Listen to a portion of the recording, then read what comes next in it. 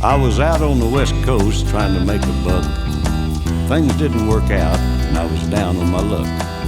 I got tired of rolling and bumming around, so I started thumbing east towards my hometown.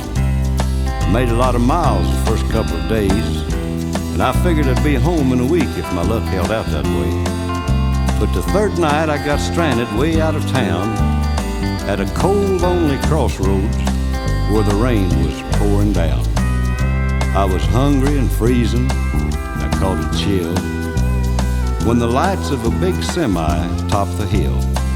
Man, I was sure glad to hear them air brakes come on, and I climbed in a cab where I knew it'd be warm. At the wheel sat a big man, and he weighed, I guess, about 210. He stuck out his hand and said with a grin, "Big Joe's the name," and I told him mine. And he said the name of my rig is Phantom 309. Well, I asked him why he called his rig such a name, and he said, "Son, this old Mac can put 'em all to shame. There ain't a driver or a rig running any line that's seen nothing but the taillights from Phantom 309.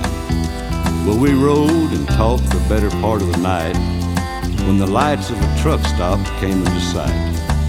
He said, "I'm sorry, son, this is as far as you go, 'cause I gotta make a turn just on up the road." Well, he tossed me a dime and he put her in low and said, "Have yourself a hot cup on old Big Joe." When Joe and his rig roared out into the night, in nothing flat, he was clean out of sight. Well, I went inside and ordered me a cup, told the waiter Big Joe was setting me up. Oh, you could have heard a pin drop. It got deathly quiet, and the waiter's face turned kind of white. "But did I say something wrong?" I said with a halfway grin.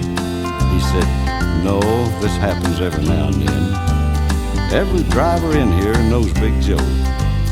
Son, let me tell you what happened about 10 years ago. At the crossroads tonight where you flagged him down, there was a busload of kids coming from town. And they were right in the middle when Big Joe topped the hill. And it would have been slaughter, but he turned his wheels. Well, Joe lost control and went into a skid and gave his life to save that bunch of kids. And there at the crossroads was the end of the line for Big Joe and Phantom 309. But every now and then, some hiker will come by, and like you, Big Joe will give him a ride.